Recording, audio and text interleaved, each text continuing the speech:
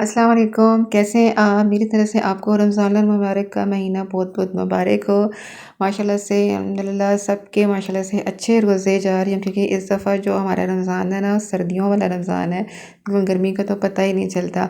तो जी, आज मैं आपसे कुछ झटपट रेसिपी शेयर करने वाली हूँ रबड़ी खीर की, क्योंकि इफ्तारी के बाद कुछ ना मीठा खाने को बंदे को दिल करता है। तो इसके लिए जी मैंने लिया है 1.5 किलो मैंने दूध ली है। दूध जो है मेरे पास अच्छा मिल्क है, फैट मिल्क है। दूध आता है ना, वो अच्छे वाला दूध मुझे वो दे के जाती हैं। अगर आपके पास दूध है जो बाज़ार से आप जो लेते हैं उसमें पानी भी मिक्स होता है, तो आप उसमें खुश्क दूध भी ऐड कर सकती हैं। खुश्क दूध आपने हाफ़ कप लेना है, और साथ ही मैंने 3 इलायचियों को कूट के अच्छी तरह मैंने डाल दिया। अच्छा, इस दूध को हमने इतना पकाना है कि ये गाढ़ा हो जाए।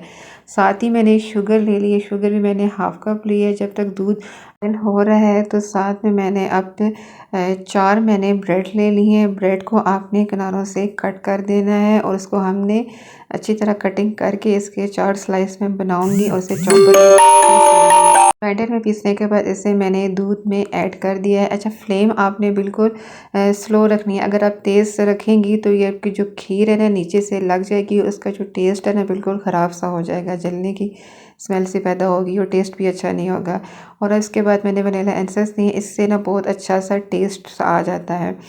ये देखिए, दूध जो है हमारा कुछ गाढ़ा होने लग गया है, लेकिन हमने इसे पकाना तब तक पकाना है कि ये सही तरह गाढ़ा ना हो जाए। ऐसी रेसिपी है कि अगर आपके अचानक से मेहमान आ जाए तो आपको बिल्कुल सी परेशान होने की ज़रूरत नहीं है कि क्या स्वीट डिश में बनाया जाए। बस अगर आपके पास ब्रेड और दूध है ना, तो आप आसानी से ये झटपट ये रेसिपी रेडी कर सकती हैं। खाएगा ना तो कोई तारीफ़ किए बगैर नहीं रहेगा। तो ये देखिए जी, ऑलमोस्ट ये डन होने वाली है। आपके पास ड्राई फ्रूट है ना, सच्ची तरह क्रश करके आप इसमें ऐड करिए, इससे बहुत अच्छा टेस्ट आएगा। मैंने इसमें हाफ़ कप डाले हैं, लेकिन वो उसकी वीडियो मैं नहीं बना सकी, स्किप हो गई थी। अगर आपके पास है तो आप उसमें डाल सकती हैं। ये देखें जी, ये खीर हमारी ऑलमोस्ट डन हो चुकी है। कुछ भी मेहनत नहीं करनी पड़ी और झटपट खीर रेडी हो चुकी है। बस आप इसमें सर्विंग डिश में डालूंगी। ये देखें जी, माशाल्लाह माशाल्लाह से ये खीर हमारी रबड़ी खीर रेडी हो चुकी है। आपको ये मेरी रेसिपी पसंद आई तो ज़रूर रमज़ान मुबारक में इस रेसिपी को ट्राई कीजिएगा।